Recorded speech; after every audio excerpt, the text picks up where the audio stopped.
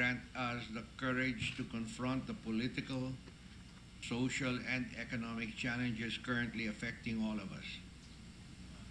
God of power and might, through you, authority is granted to us, and from us, responsibility be exacted by you.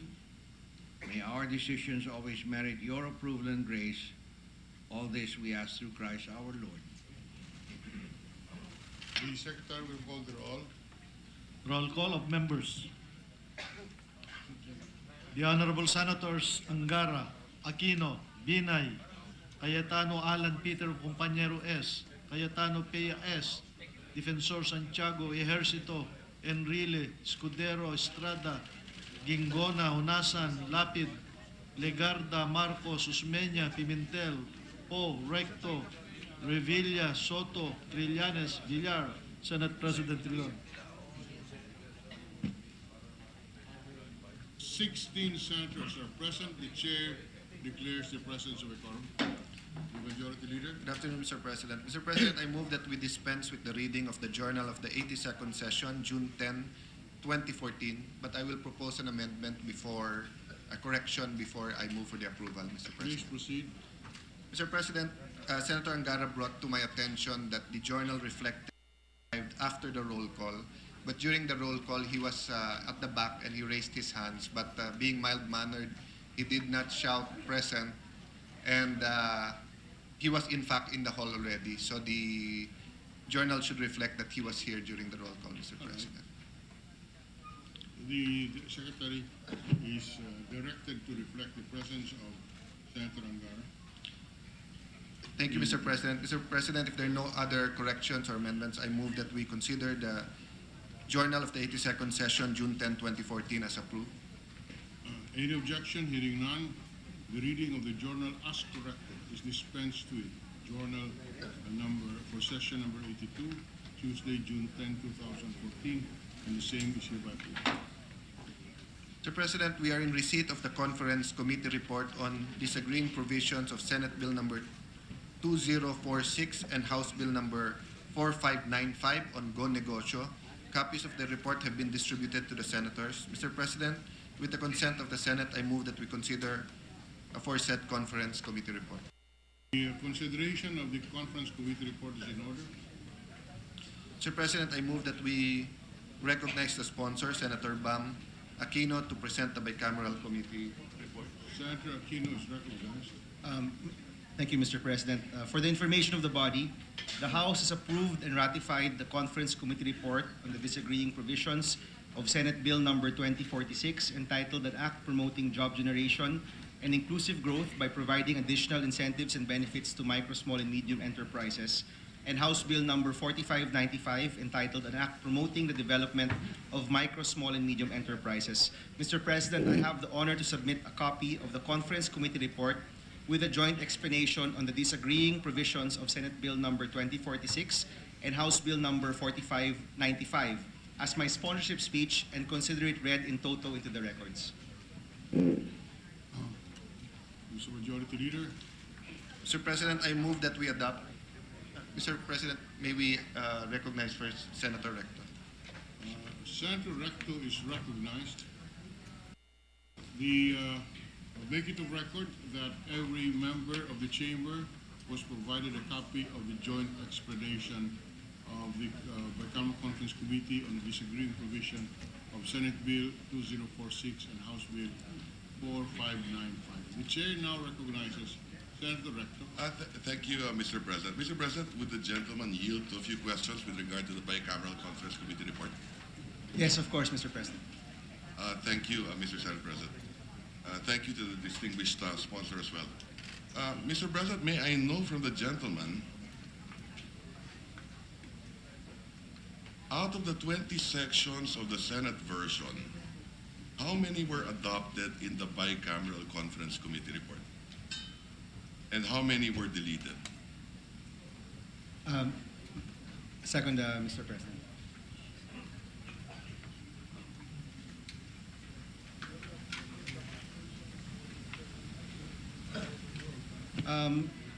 Mr. President,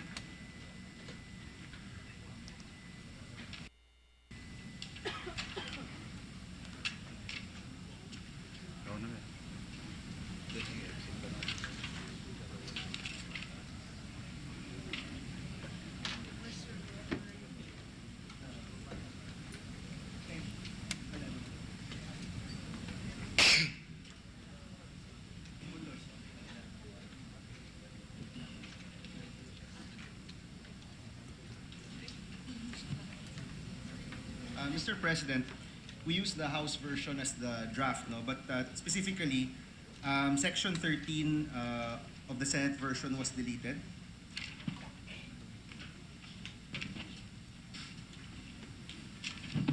Only one section? 1 second, Mr. President. Section 7 was also deleted.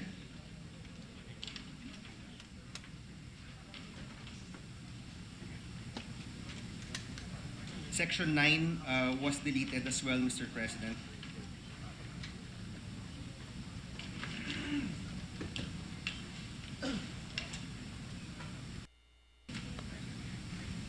Section 14 and 15 were also deleted, Mr. President.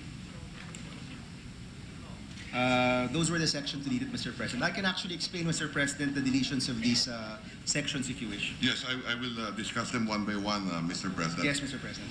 Mr. President, it would appear to me that essentially it is the House version that was accepted by the Bicameral Conference Committee report, and almost all the provisions in the Senate version were not adopted.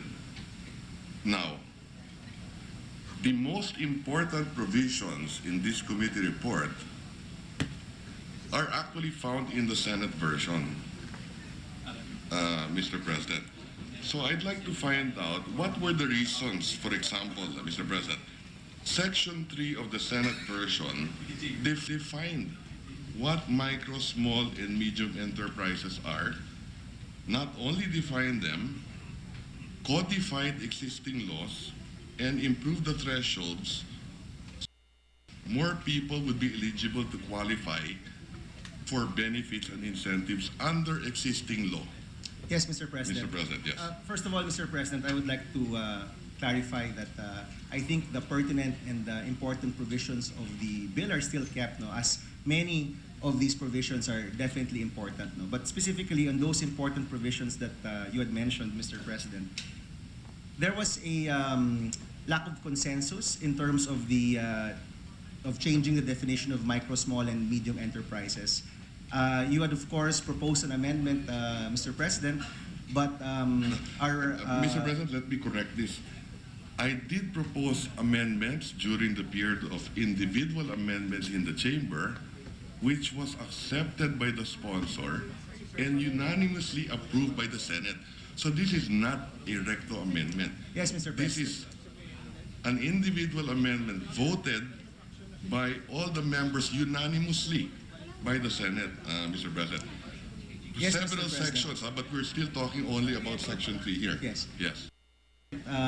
In this case, of course, we had sought the solicitation. We solicited the comments of the different agencies who will be involved in the implementation of these provisions, Mr. President.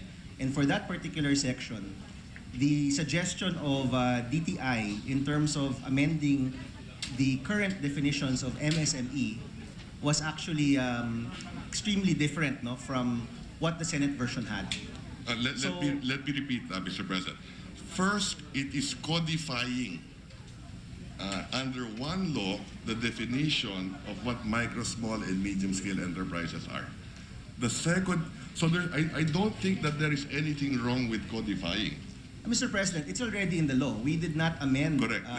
the MSME definition, Mr. President. Let me reiterate. The essence of codifying is so that it is easy for the implementer of the law and of the possible beneficiary, make it easier for them to read one law instead of several laws. So the first issue is codifying. I do not think anything wrong with codifying. Definitely, That's one. Mr. President, there's nothing wrong. Particularly on what a micro, small, medium-scale enterprise is. The second issue is improving the definition and or the thresholds. Okay? Okay. Now, that is what is found in the Senate version. That is not found in the House version. So I'd like to find out, was there anything wrong in the Senate version with regard to codifying? If assuming that there is nothing wrong with the codifying, why was it deleted? Second point, if the issue is on the thresholds, meaning to say, we amended, the Senate version amended the definition of a micro to be originally from 3 million, we wanted the threshold to go higher to 5 million. Mr. President, Diba? As an example. And then small, from 5 to 15, medium, from 15 to 100 million. Okay? Now, gentleman mentioned that the different government agencies, particularly what the DTI, yes. was not in agreement of redefining what a micro-enterprise is. Our definition in the Senate for existing law is 3 million. We adopted 5 million in the Senate version as an example. If they are not amenable to that, why were they not amenable to it? Was this debated in the BICAM? How many BICAM hearings did we have on this measure? And there are many other provisions, Mr. President, but just on the definition lang. Was it wrong to increase the eligibility? Mr. President, the Department of Trade and Industry, which is the main implementer of this bill, again, had a very different change in definition. And to be very frank, during the committee hearings, this change in definition was not discussed at length. So I thought, Mr. President, and as the chairman, I made a determination that definitely, and I had talked to you yesterday about this, that we can actually propose a new bill redefining micro, small, and medium enterprises. And we can have the right hearings and come up with a consensus between the implementing agencies and the legislature. So, Mr. President, with the suggestions of DTI, which was again contrary to what the Senate version had, we thought it best to just keep the current definitions and tackle that later on in another bill, Mr. President. So with apology, of course, the House version did not change the definition. DTI did not want to change the definition in the degree that you had mentioned. So, Mr. President, So what in is terms the of degree? consensus, Yes. well, Mr. President, you raised the micro to 5 million. Correct. And currently, some government agencies even want to lower this or make it stricter by putting a number of employees clause. So, Mr. President, the executive is seeking to quite strict with the definition, while what you had proposed was actually loosening it. So, Mr. President, we thought it best to just leave this for another bill, which, of course, our committee is very willing to tackle. But Mr. President, this is the point. The point is, we are discussing in this bill micro, small, and medium enterprises. It is difficult not to include a definition in this bill. Now, if, for example, the position was to keep it as is, wala rin naman akong problema dun eh. Mr. President, in Meaning to say that we keep the definition of a micro at 3 million. I may be amenable, Mr. President. I just want to find out, for the record, what were the reasons. No? But I don't think that there is anything wrong with codifying, Mr. even President, under existing laws. If a micro is 3 million, then we keep it as 3 million. That's fine with me. that, in effect, Mr. President, that's exactly what we have done. We have kept the current definitions because we are not repealing our two landmark bills on micro-entrepreneurship, which is the BMBE Act and the for micro, small, and medium enterprises. So in effect, Mr. President, it is exactly that. No, we have kept the definition, but in terms of the opportunity to codify, I will admit, Mr. President, that maybe by deleting that section, we have missed out on that. But I think, Mr. President, the more substantial portion, which is keeping the definition, was kept. And again, Mr. President, if you wish to tackle the definition, right when we resume on July 28, we can actually have hearings on this and come up with a better consensus with the national agencies in terms of defining micro, small, and medium enterprises, Mr. Chairman. Again, Mr. President, I thank the distinguished sponsor for stating of the record that it would have been better to codify it, which we tried to do. And it is found in the Senate version, in the final unanimously approved Senate version. But this is just one of the issues. No? Now, With the permission of the chamber. what can is the chair- doc? Yes. Can the chair declare a 1-minute suspension? Yes. Just for a minute. Yes.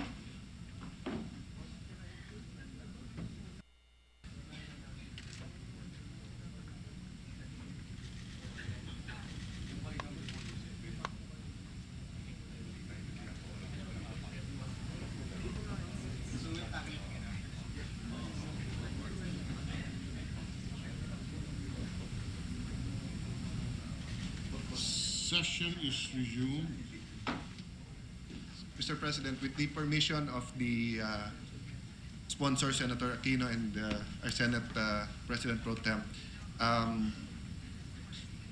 move that we suspend the consideration of the Conference Committee report on disagreeing provisions of Senate Bill 2046 and 4595 on Go Negosyo, because most of the members would like to listen to the discussion. However, there are certain bills that, Mr. President, that are also ripe for discussion at this point. So with their indulgence, we will suspend and take it up later, Mr. President. The consideration of the BICAM report on Senate Bill 46 and House Bill 4595 is suspended to be taken up later on within the session, during today's session. President, may I ask for a minute suspension?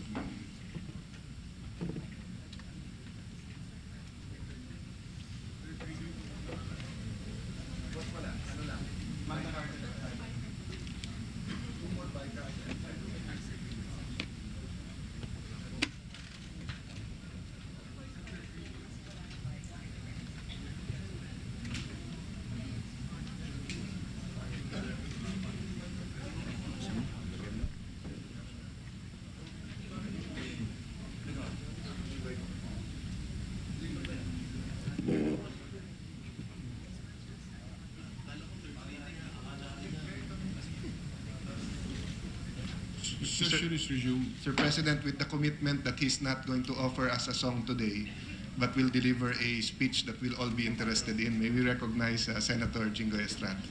Senator Jinggoy Estrada is recognized.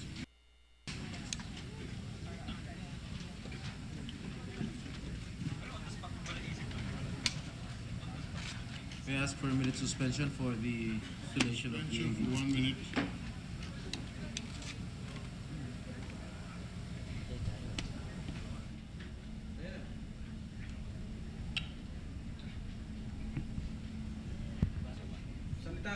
Okay, ngayon nga po ay nakatakda yung speech o privilege speech ni Senator Jinggoy Estrada dito sa Senado. Ito po ay ang huling araw ng sesyon ng Senado bago po sila mag-sine die adjournment. But matatandaan ho natin na noong Lunes po ay nagkaroon ng privilege speech itong si Senator Bong Revilla Jr. hinggil nga po sa kanilang imminent arrest at mukhang na-inspire itong si Senator Jinggoy Estrada at kanyang in-announce dito sa Senate media na siya rin ay magkakaroon ng privilege speech in time nga po for the sine die adjournment ng Congress. At ito nga po ay humingi lang po siya ng 1 minute suspension at mukhang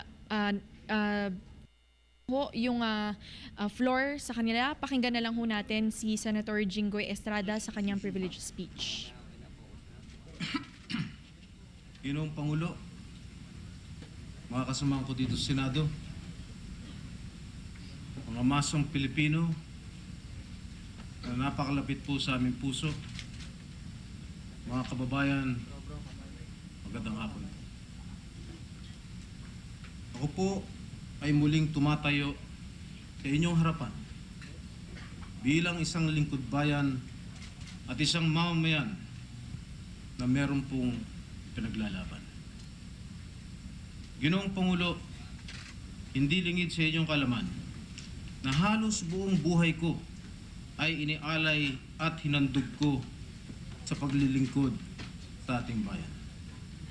Dahil dito, matagal ko na pong tinanggap sa aking sarili na ang mundong aking ginagalawan sa larangan ng politika ay binubuo ng mga at ng mga sumasalungat sa aking paninindigan. Ito rin ay isang mundong pinamamahayan ng mga kaaway at mga kakampi. Ginoong Pangulo, matatag at malakas ang aking paninindigan na ako ay walang kasalanan sa lahat ng mga bintang at paratang laban sa akin. Wala po sa aming angkan ang tahasang hindi pagsunod sa mga batas, sa mga alituntunin itinatadhana ng ating saligang batas at sa sistema ng katarungan. Matatandaan din natin, marahil, na kahit walang aasahang pantay na hustisya ang kinakaharap noon ng aking ama, si dating Pangulong Estrada. Hinarap niya ang proseso ng buong tapang, ang impeachment trial na hindi sa korte, kung hindi sa lansangan. Hindi rin siya umalis ng bansa. Hindi rin umalis sa bansa ang aking ama. Kahit pa makailang ulit siyang inalok na umalis, kapalit ang kanyang pagbibitiw sa tungkulin. Sa halimbawang ito, Ginoong Pangulo, malakas at matibay ang aking loob na magsabi na ako ay hindi rin tatakas sa mga akusasyon laban po sa akin. Maluwag kong tinatanggap ang mga paratang sa akin sa paniniwalang ang tunay na katarungan at katotohanan ang sa huli ay siyang mananaig. Patunay dito ang makailang ulit ko na ding binitawan na pahayag na hindi po ako natatakot na makulong. Hindi na nila ako kailangan pang hanapin at kaladkarin kung sakaling kami ay dapat nang arestuhin dahil ako na mismo ang kusang susuko sa kinaukulan sa sandaling maglabas ng utos ang korte na ako ay kailangan ng dakpin. At sa puntong ito, Ginoong Pangulo, kung saan mukhang handang-handa na ang may kapangyarihan na arestuhin at dalhin kami sa kulungan para sa kasong walang piyansa. Marami ang nagsasabi na maaari wala na ring saysay na magsalita pa ako o magprotesta sa naging kalakaran ng investigasyon sa amin, hindi lamang ng Department of Justice at ng Ombudsman, kundi pati na rin ng Blue Ribbon Committee at ang naging pagtrato sa amin ng ilang kagawad ng mass media. Wala mang saysay para sa ilan, patuloy akong maninindigan dahil katulad ng paulit-ulit kong sinasabi, ako po ay walang kasalanan.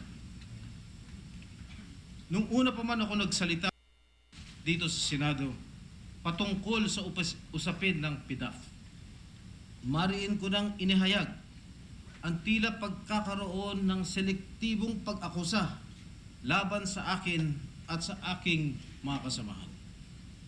Una, naging selektibo ang ilang mass media sa pagpapahayag ng anomalya patungkol sa PDAF. Hindi ba't nang unang lumabas noong Hulyo ng nakarang taon ang balita tungkol dito, ang nagsusumigaw na headline ay NBI probes 10 billion scam. 28 Solons linked to scam.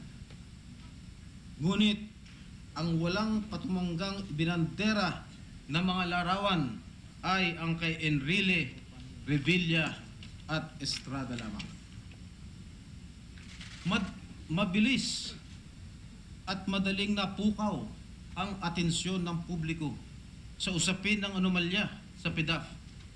Dahil na din sa mga pangalan, mga sinasabing na sangkot po dito. Juan Ponce Enrile, veteranong politiko, dating Pangulo ng Senado, at isa sa matatag na haligi ng oposisyon. Ramon Bong Revilla Jr., masasabi na rin natin veterano sa politika, kilalang batikang aktor, at matunog na tatakbo sa pagkapangulo ng Pilipinas sa darating na 2016 elections. At ang inyong abang lingkod na tinugurayang anak ng masa at pinuno din ng partidong politikal na kahanay sa oposisyon. May iba pang pangalan na sinasabing sangkot sa anomalya. 28 Solons nga ang sabi sa paunang balita, hindi po ba? Ngunit bukod sa pangalan ni Enrile, Revilla at Estrada, may nakakaalala ba kung sino pa ang sinasabing iba pang sangkot? Wala po, Ginoong Pangulo. Hindi na sila nabigyan ng pansin sapagkat ang pangalan ni Enrile, Revilla at Estrada na lamang ang kanilang bukang bibig at parating sinasambit. Nasabi ko nga din nung una ako nag-privilege speech that there has been a serialized and obvious concerted effort in the media to demonize me along with other members of this chamber allegedly involved. Ako, si Senador Enrile at Revilla, ang tila ba inuulam mula almusal, tanghalian, merienda at hapunan. And this still holds true to this very day. Ginoong Pangulo, mas napagtibay ang aking sinasabing selective media reporting nang lumabas kamakailan lang ang patungkol sa hard drive ni Ginoong Ben Hurloy. Abril pa pala ng taon ay hawak na ng isang pahayagan ang kopya ng hard drive ni Loy na naglalaman ng daang-daang pangalan na sangkot di umano sa PDAF scam, kasama na ang ilang kaalyado ng administrasyon, kabilang pa dito ang sinasabing mentor ni Ginang Napoles, walang iba kundi si Secretary Florencio Butch Abad. Abril pa noong nakarang taon ay may mahabang listahan na ng mga pangalan. Ngunit piniling isulat lamang sa mga pahayagan ay ang mga pangalan ni Enrile, Revilla at Estrada. Nakakapanghinala po, Ginoong Pangulo. Pangalawa, ang pagkakaroon ng selektibong investigasyon ng COA, ng Senate Blue Ribbon at ng DOJ. Isang buwan o nung ika-6 na Agosto noong nakarang taon, pagkatapos lumabas sa mga pahayagan ang tinaguriang PDAF scam, naglabas po si COA Chairperson Grace Pulido Tan ng sinasabi niyang kahindik-hindik na special audit report. And like a well-rehearsed script, 3 pangalan din ang namutawi sa bibig ni Chairman Grace Pulido Tan. Yan po ay walang iba kundi si Estrada, Revilla at Enrile. Kahit pa daan-daan na mambabatas ang nakalista sa kanyang PDAF Special Audit Report na nag-endorso din ng kanilang mga PDAF sa mga NGOs. Kung susumahin, 14.3 billion pesos ang PDAF na na-release sa mga taong 2007, 2008, and 2009 sa 334 na mambabatas ayon sa COA report. Inendorso naman ang mga proyekto ng PDAF sa 82 NGOs. Ngunit, bakit kami lang ang naalala ni Chairman Grace Pulido Tan?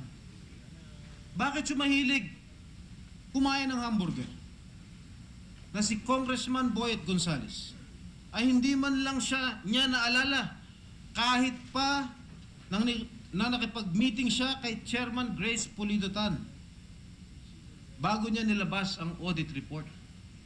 Sinabihan at binalaan pa nga niya si Congressman Gonzales na malaki ang magiging problema nito dahil ang kanyang PDAF ay ang opisina niya mismo, inulit ko, opisina niya mismo ang nagpapatupad ng sarili niyang PDAF. Ginoong Pangulo, naimbestigahan po ba si Deputy Speaker Neptali Gonzales? Hindi po. May kaso po bang sinampa laban sa kanya? Wala po. Nakakapagtaka, hindi po ba? Di kalaunan, lumakas ang panawagan na imbestigahan din ng Senado ang anomalya sa PDAF. Kahit pa ilan sa hanay ng kapulungan ang sinasabing sangkot dito. Kaya, noong ika-29 ng Agosto, sinagot ng Senado ang panawagan at inumpisahan itong imbestigahan. Nag-inhibit ako sa pagdinig upang di masabi na ginagamit ko ang aking posisyon para maimpluwensyahan ang pagdinig. It is a fact that I have always actively participated whenever issues of national importance and significance are being investigated by the Blue Ribbon or by any Senate committee for that matter. And during such participation, modesty aside, I pride myself of being fair, reasonable, and considerate. For the PDAF investigation, I expected the same demeanor from my colleagues. Hindi ko naman hiningi na ako ay kanilang ipagtanggol o dili kaya ako ay kanilang pagtakpan. Ang tangi kong inasam ay maging pata sila sa kanilang pag-iimbestiga at hindi maging mapanghusga. Ngunit, Ginoong Pangulo, hindi po ito nangyari.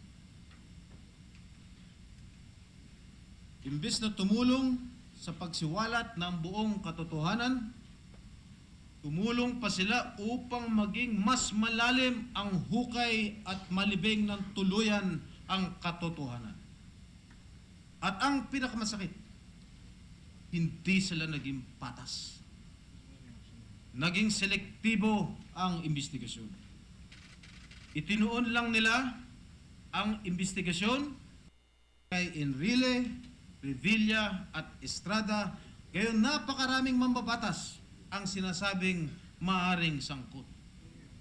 Itinuon lamang nila sa sinasabing Napoles NGOs ang pagdinig upang lalo kaming mabaon at madikdik. Pinakamasahol dito, mas pinanigan at pinaniwalaan nila ang mga kasinungalingan at kwentong kutsero ng iilan. Kung panindigan po ninyo ang mga bagay na sasabihin nyo, baka po isang 3-point shot. Isang 3-point shot na buzzer beater na winning shot pa. 3-point buzzer beater winning shot. Hindi ba't ganyan hinalintulad ng chairman ng Blue Ribbon Committee ang salaysay ni Ginang Ruby Tuason? Hindi pa tapos ang investigasyon. Buo na sa isip ng chairman ng Blue Ribbon na kami po ang may kasalanan. Tanda, sexy at pogi. Yan naman ang paulit-ulit na sinambit at pinasasambit ng ibang mga miyembro ng Blue Ribbon na para bang tuwan-tuwa na nangungutya.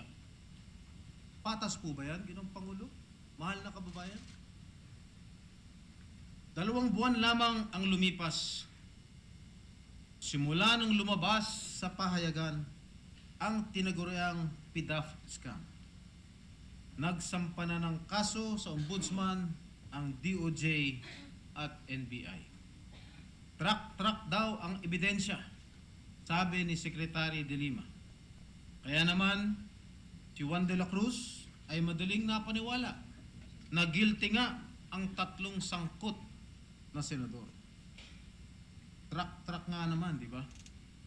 Ngunit, lumakas ang mga bulong at naging matunog ang tanong, bakit sila lang? Ang sagot ni Secretary de Lima, we are still investigating. We are still verifying. We are still evaluating. Ano daw?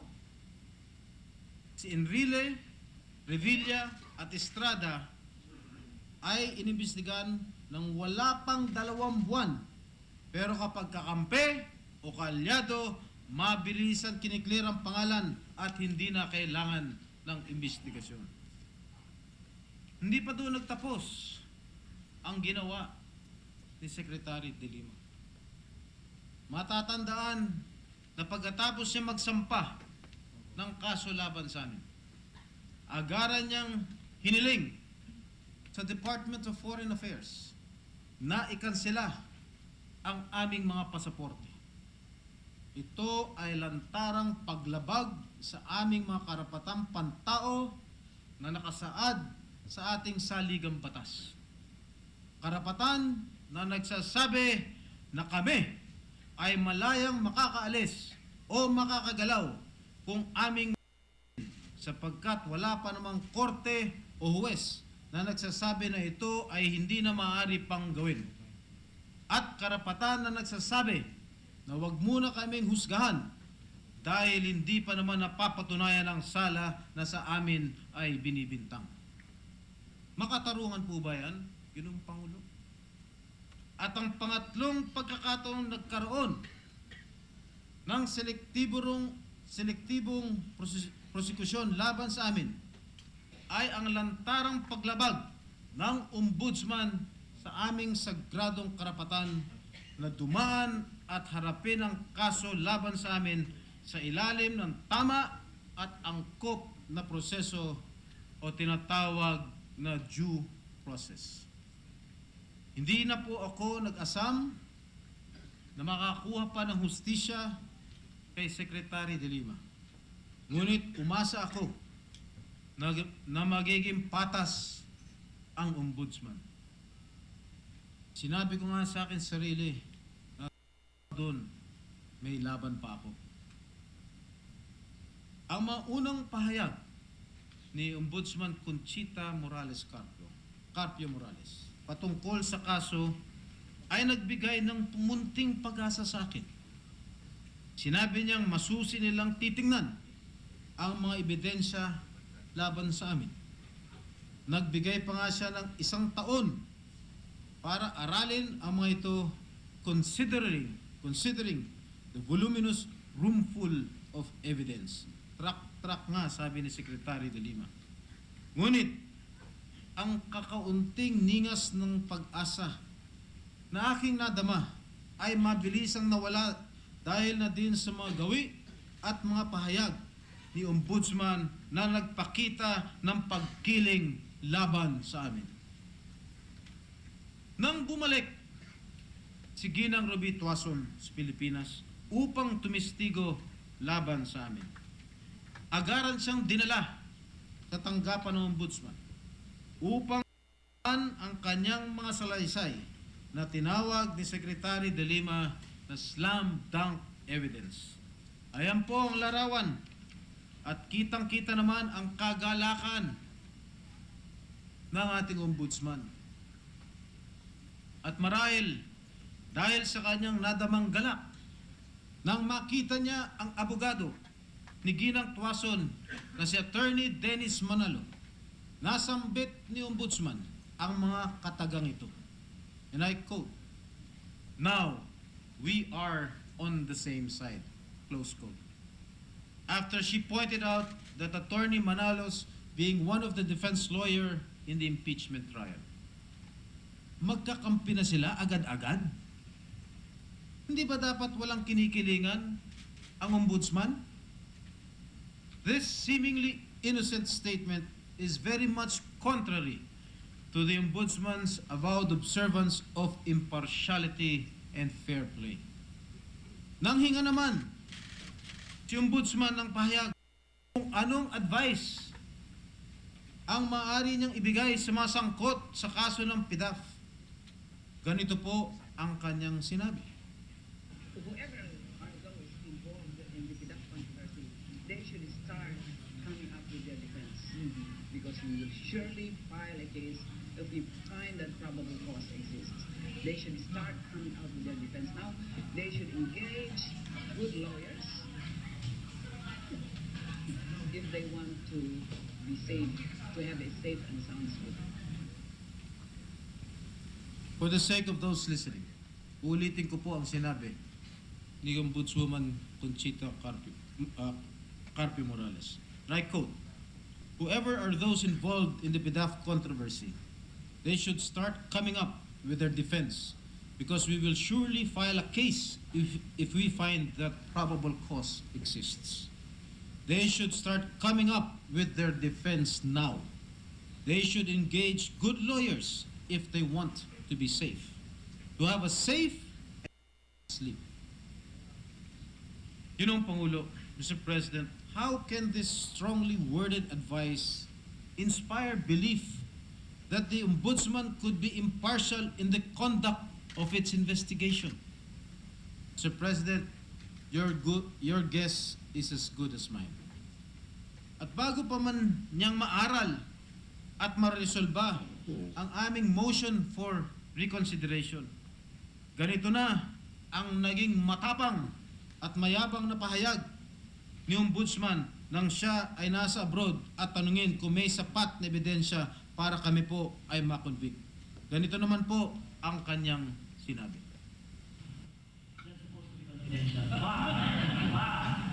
Given the fact that the Ombudsman has already come up with a resolution that there's probable cause to believe that a crime was committed, and that the respondents are probably guilty, we have enough evidence. And for the sake again of our listeners, I will repeat what she said, and I quote, that to be confidential, but given the fact that the Ombudsman has already come up with a resolution that there's probable cause, we believe that the crimes were committed, that the respondents are probably guilty. We have enough evidence. Mr. President, this statement definitely exposed the prejudice and biased manner by which the Ombudsman presided over the case.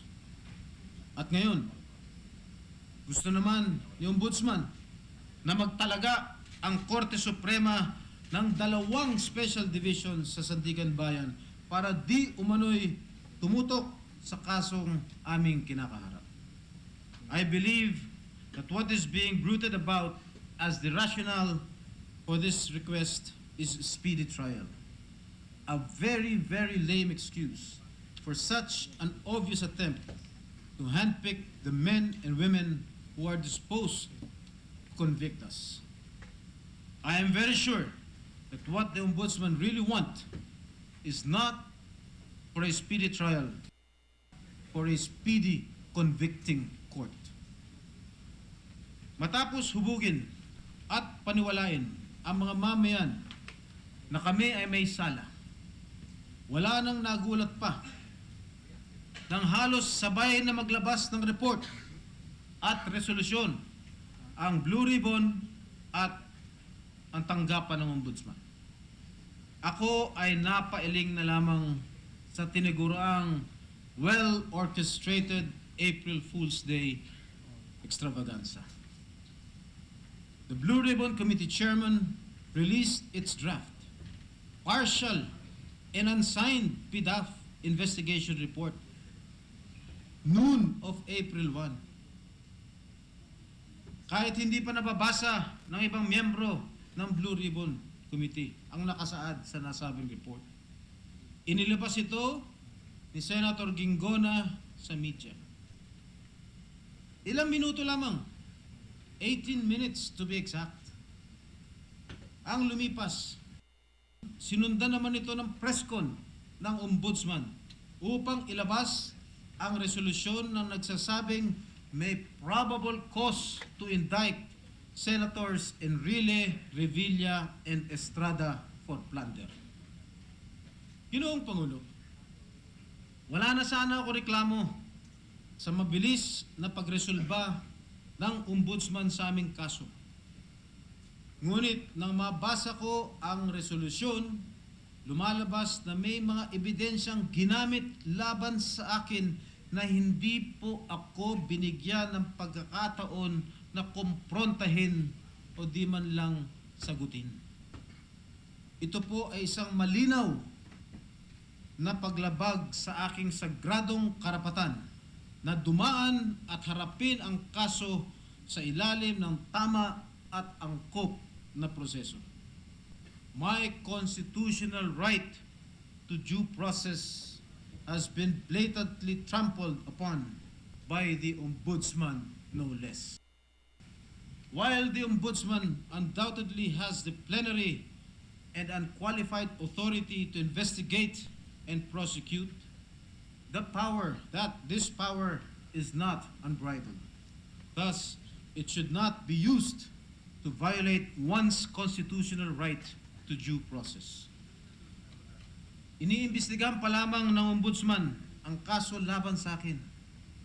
Ako ay humiling na bigyan ng mga kopya ng mga ebidensya, lalong-lalo na po ang mga dokumentong isinumite ng iba pang sangkot sa kaso na maaaring magamit laban sa akin. Hindi po ako pinaunlakan ng Ombudsman. In an order dated March 27 of this year, the Ombudsman denied my request to be furnished with copies of counter-affidavits of other respondents, affidavits of new witnesses, and other filings for lack of cogent basis. I would have accepted this had the Ombudsman not used these very same documents I requested and which they refused to give against me. Hindi lamang mali ang ginawa ng Ombudsman. Ito po ay labag sa saligang batas. Kaya naman, ang tanging lunas ay ang umakyat at humingi ng tulong sa kataas-taasang hukuman o yung ating Korte Suprema.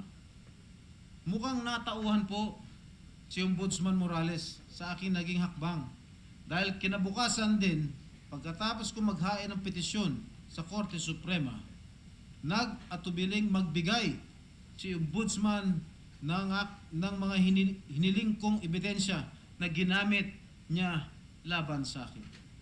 Pero hindi po maaaring sabihin nalunasan na ang kanyang pagkakamali sa pagbibigay lamang sa akin ng mga nasabing ebidensya dahil may resolusyon ng nilabas ang Ombudsman at ginamit na ang mga ebidensyang yon laban sa akin.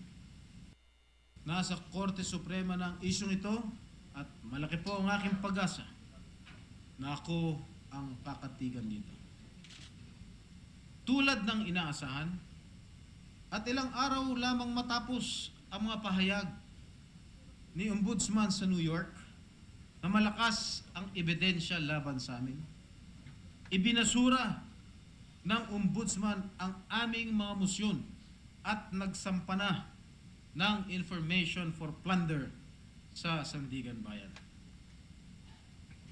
Nakakalungkot, nakakagulat, at nakakapanghinala. Paano kaya nasabi ni Ombudsman na may plunder gayong ang isang mahalagang elemento nito ay wala? Ang pagkamal na mahigit na 50 million pesos.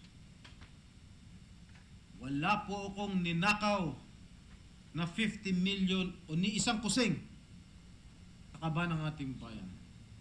Ayon sa mga ni Ginang Ruby Tuason, hindi niya alam kung magkano di umano ang tinatanggap niya mula kay Mrs. Napoles at ibinibigay sa akin. Hindi ba't kahit anong pilit o paulit-ulit siyang tanungin sa pagdinig sa Senado, sinabi niyang hindi niya alam o hindi niya maalala o wala siyang maisagot sa mga tanong. Hindi niya alam o wala siyang matandaan at wala siyang maisagot dahil wala po siyang binigay o diniliver sa akin sa Senado o sa bahay o kung saan man.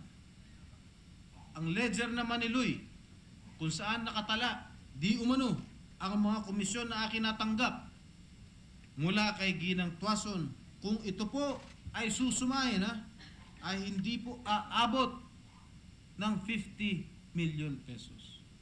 Ang iba naman nakatala sa ledger ay hearsay sapagkat wala namang personal na kaalaman si Ben Hurloy dito. Tinala niya ang mga ito inutos o sinabi daw ni Ginang Napoles. Halatang halata na pinilit upang magkaroon ng kasong plunder. Nabanggit ko na rin lang naman ang pagtestigo ni Ginang Tuason sa pagdinig sa Senado. Matatandaan na sinabi niyang minsan minsan siya nag-deliver ng pera sa aking opisina. Mariin ko itong pinabubulaanan. Bilang patunay ng aking sinasabi na hindi pera, kung hindi pagkain, madalas pa nga'y sandwich ang dala ni Ginang Tuason. Narito ang isang larawan na hango sa CCTV footage report ng Senate Security.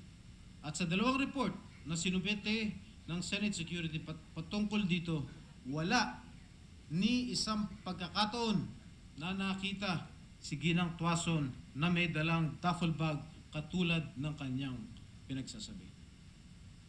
Kitang-kita na po, mismo ang Senate o saan nagbigay niyan. Ginoong Pangulo, wala na pong nagaganap patungkol sa aking kasong kinaharap. Lalo na sa mga nakaraang araw, ang aking ikinagugulat pa. Katulad nga ng lagi kong sinasabi, sa simula pa lamang ng usapin patungkol sa anomalya sa PDAF, kami ay hinusgahan na sa mga paratang na sa aking hinagap ay di ko po kayang gawin. Biguman kaming makuha ang patas na hustisya sa Blue Ribbon, sa DOJ at sa Ombudsman, malakas ang aking paninindigan na kami ay kakatigan ng patas ng kataas-taas hukuman at ng sandigan bayan. Marahil, sa pagbubukas ng panibagong sesyon ng mataas na kapulungan ito sa darating na Hulyo, hindi niyo muna ako makikita dito. Sa bibihira at limitadong pagkakataon, absent po ako sa Senado. Ngayon lang siguro, the records can bear me out.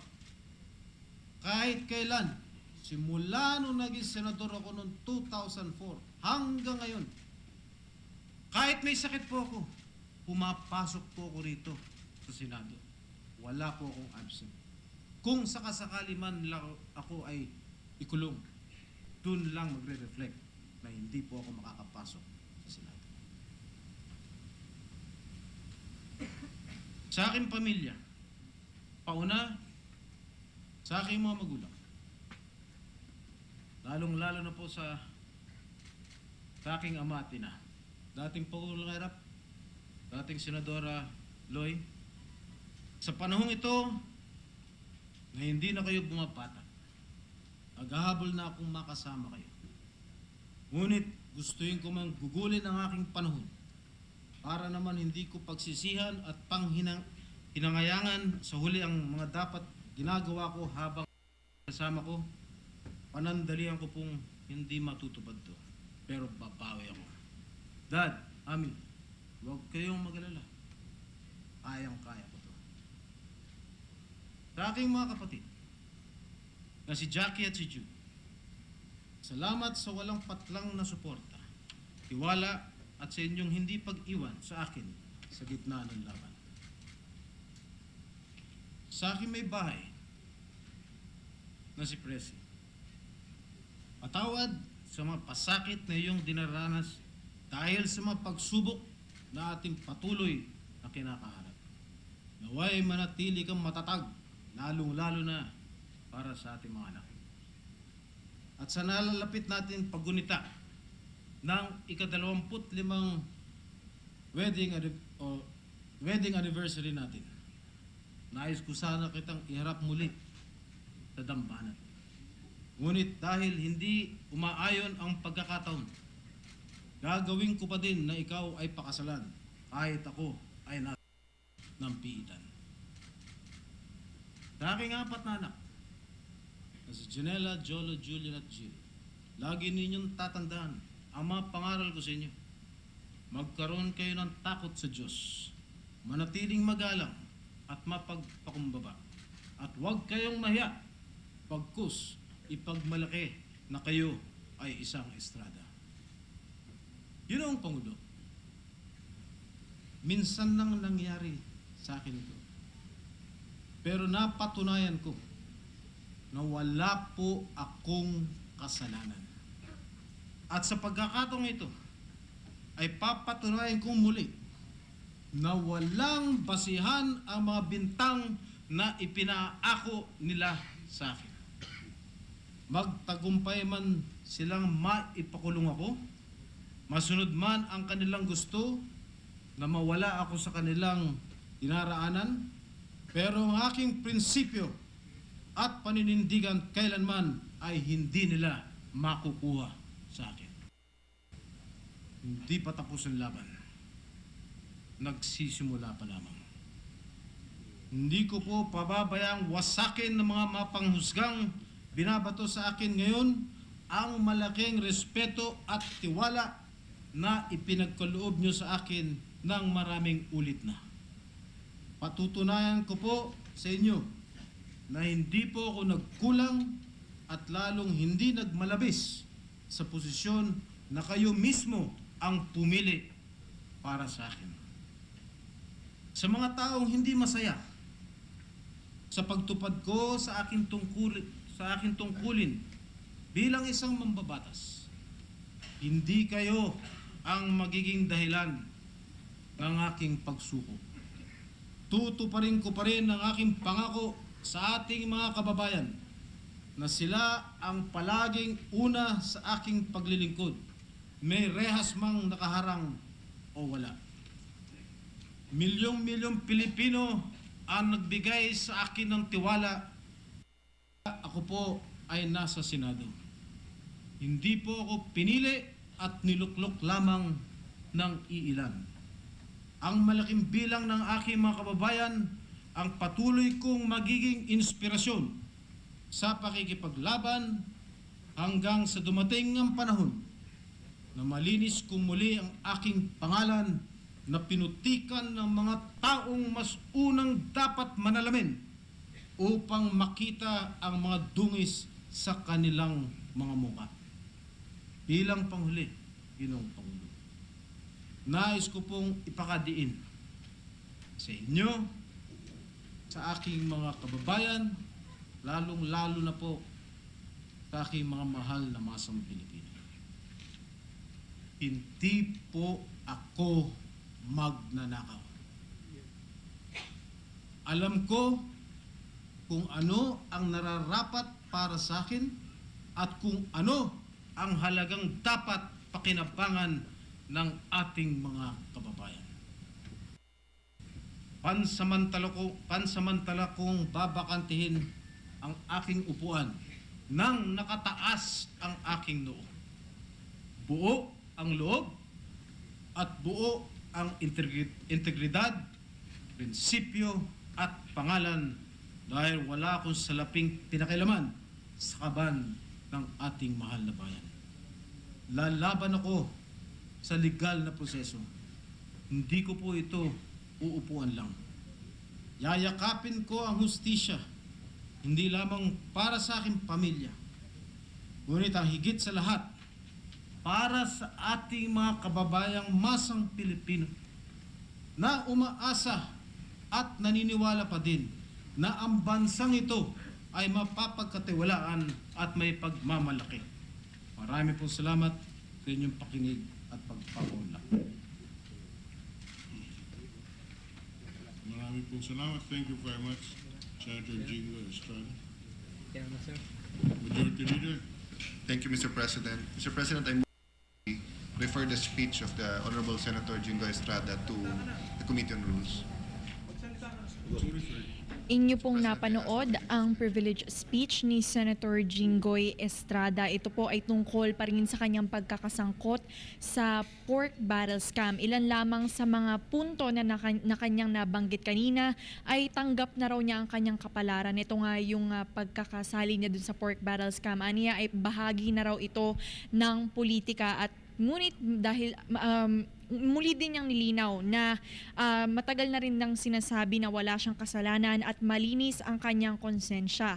Sa kanyang privilege speech ay pinatutsadahan niya ang mga ahensya gaya ng Commission on Audit, ang Senate Blue Ribbon Committee, ang Department of Justice at ang Office of the Ombudsman, pati na rin ang mga pinuno nitong mga ahensyang ito bilang nagkakaroon daw sila ng selective justice. Matatandaan nga natin dun sa speech ni ni Senator Jinggoy Estrada noong Setyembre noong nakaraang taon, pati na rin noong March nitong taon na ito ay nang nababanggit ito na meron nga daw selective justice na nangyayari dito sa investigasyon ng pork barrel scam dahil lagi nga na silang tatlo lang ang laging nababanggit sa media, sa mga listahan, laging sila yung front page ano at yung dalawa pang nasasangkot na mga senador dito sa pork barrel scam na sinasabi ni Senator Jinggoy Estrada na laging nababanggit ay syempre sila Bong Revilla Jr. at si Juan Ponce Enrile at kanya nga ulit diniin sa speech na niya ito na nagkakaroon nga ng selective justice pagdating dito sa investigasyon ng pork barrel scam. At ang masakit pang araw nun, maging dito yung sa Blue Ribbon Committee ay mga kasamahan pa niya sa Senado. Ang tinutukoy niya dito ay si Blue Ribbon Committee Chairperson Senator Teofisto Gingonda III. Sila pa raw yung mismo nagpo-prosecute sa kanila, na mga kasamahan din nila sa Senado. At sinabi din niya dito na medyo nagkaroon ng light moment no, sinasabi niya na yung kay Ruby Tuason kasi kung matatandaan ninyo noong nagkaroon ng probe itong Blue Ribbon Committee, nagpakita ng mga CCTV or rather sinabi ni Ruby Tuason na siya raw ay naghahatid ng mga duffel bags na naglalaman ng pera dito sa Senado sa mismong opisina ni Senator Jinggoy Estrada. Pero ito naman ay kinontra ni Senator Jinggoy Estrada kanina at sinabi niya na hindi pera kundi pagkain ang dala ni Ruby Tuason at sa katunayan ay nagpakita pa siya ng isang CCTV shot or picture na nagpapakita sa kay Ruby Tuason dito sa may lobby ng Senate na may dalang isang plastic na naglalaman ng mga packs, mga food packs at nakita natin yan kanina dun sa kanyang privilege speech.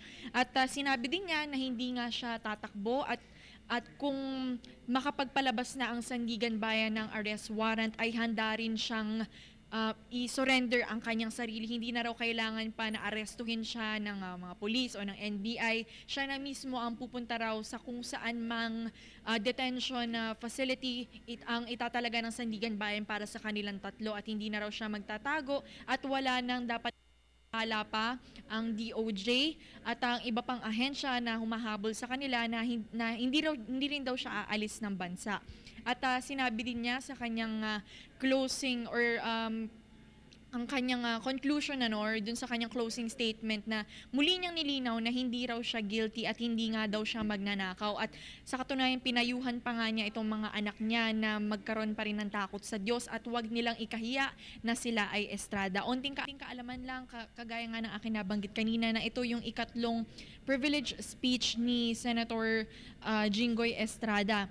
Yung una, yung Setyembre ay sinabi din niya yun na selective justice at yung second naman na kanyang privilege speech ay nangyari nitong Marso lamang at ang sinabi niya dito yung pinuna niya yung mga witnesses na kinuha ng DOJ ito nga ay sila Ruby Tuason at sila dating TRC Director Dennis Cunanan. At inyo nga pong napanood ang privilege speech ni Senator Jinggoy Estrada hinggil sa kanyang pagkakasangkot sa pork barrel scam.